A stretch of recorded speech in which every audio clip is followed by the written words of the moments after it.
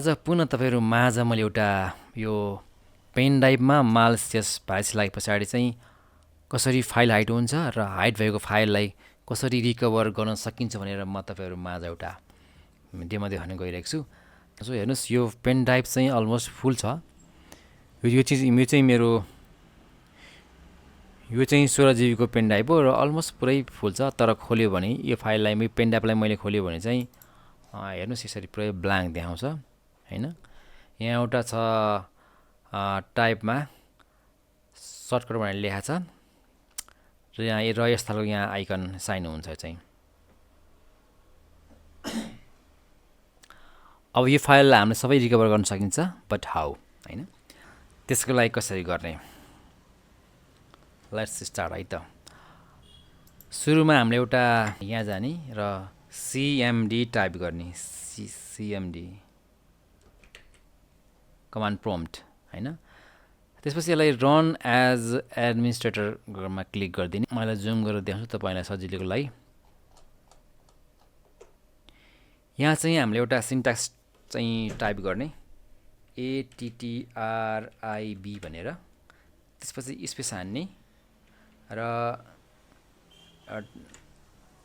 यो चाहिँ hyphen h space hyphen r space hyphen s अनि /s/d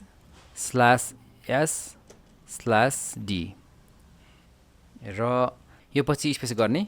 र यहाँ तपाईहरुले एकदमै ध्यान दिनुपर्ने कुरा भनेको सबभन्दा इम्पोर्टेन्ट यही छ।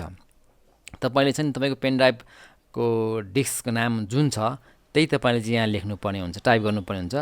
हेरौँ हामी यहाँ चाहिँ मेरो कुनमा छ, हेर्नुस् मेरो चाहिँ जी मा छ हैन। अरु चाहिँ CDF हो, यो चाहिँ जी मा छ।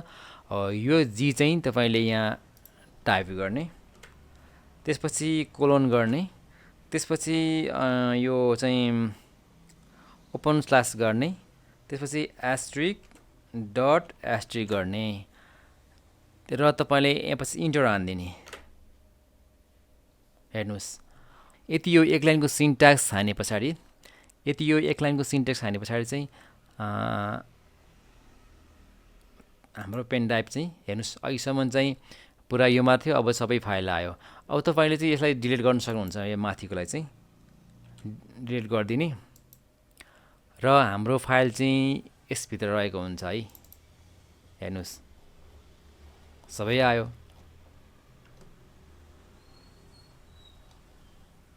यसरी